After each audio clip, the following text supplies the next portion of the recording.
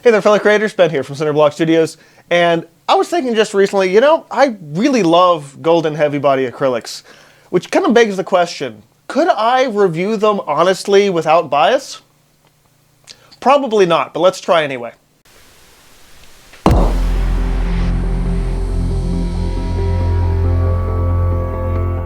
Golden Heavy Body acrylics are sort of the global professional base standard for one of the best, most high quality paints in the world. Some would argue the best. They don't use any fillers, extenders, or dyes in their paints, so you're really getting the best, most high quality paint you can possibly get. Golden paints are available in a wide variety of locations, from regular art stores to arts and crafts stores across the United States, as well as internationally in a lot of major retailers as well. As for heavy body paint itself, you are looking at a thick, out-of-the-tube paint that allows for traditional knife and brush techniques. Now, I've been using Golden Heavy Body acrylics for well over 15 years, so let's talk about my actual experience using them. In terms of volume, these paints start at the standard 2-ounce or 59ml tube and go all the way up to a full gallon. You're looking at a pretty standard aluminum paint tube with a nice wide outlet. There are some paint tubes that have relatively small ones, which makes squeezing out a lot of color a little bit more challenging. This, you get a nice blob of color right away. Like any artist or professional paint, you've got pigment information as well as a lot of other information on the tube, plus a hand-painted swatch so you can see color, value, intensity, and transparency just at a quick glance. When it comes to working with any artist and professional grade paint, you're looking at a variety of opacities depending on the color. You're going to have transparent colors, you're going to have opaque colors. A lot of people say, oh, acrylic, that's just an opaque painting medium. There's a pretty wide range when you start diving into some different colors. This is really good, especially for a variety of painting techniques. If you're somebody who's more used to glazing and don't necessarily want to pick up like a liquid or a gel or something to modify that color to be more transparent, you can just use a transparent acrylic color and have the glazing happen just naturally. Well, tint strength varies a little bit as well, again, between color. Most of the time though, this paint, a little bit of it goes a very long way. Golden Heavy Body is a nice, smooth, buttery paint, and actually I would say is, in terms of heavy body paints, maybe ever so slightly looser than a lot of other heavy body paints that I've tried. There's pretty much never any issue ever with any batch-to-batch consistency or separation in the tubes. I mean, acrylics don't really separate anyway. But if you're like, oh, this batch wasn't as good as this batch, that doesn't happen with these paints. Like any brand, there's often some exclusive hue colors or mixed pigment paints that are unparalleled, and some of the ones from Golden I think are unmatched. These are great for just little convenience mixtures to make your painting faster and easier. Whether you're mixing on your palette or directly on the canvas, these paints are wonderful at both of those things. Plus, depending on how you paint and your preference on colors, there are 150-ish Golden Heavy Body colors to choose from. You're bound to find a color you like, and honestly, I have my working set, but I'm also constantly discovering new colors and being able to try new things. Now, beyond just the heavy body paints themselves, other things from Golden, there's tons of different pastes, gels, mediums you can use to modify the paint in any way possible. But my overall view of heavy body paint is that if you start thick, you can always thin it down. But if you start thin, it's harder to make it thicker without the use of something else. Okay, let's talk pros and cons. As I just mentioned, there are a wide variety of colors to choose from to find new ones and be able to explore. The buttery, smooth viscosity of this paint allows for effortless workflows. I say effortless, I mean you still have to do the work, but you're not fighting the paint is all I mean. In terms of batch-to-batch consistency and shelf life, I have never had a problem with these paints ever. Ever. And on the off chance you would have a problem or just a random question, Golden's customer support is amazing. The handful of times I've had to contact them, they go above and beyond and then some, just to be sure you're happy and you are making better paintings. Okay, I had to be really nitpicky to find some cons here. First of all, Golden acrylics in general, because they're sort of top-of-the-line, high-quality professional paints, they can be pricey. In recent years, the caps of the tubes have actually changed considerably. Currently, they are this gray star cap. Originally, you were looking at something a little bit more traditional, simple, ridged cap, white, nice, easy twist.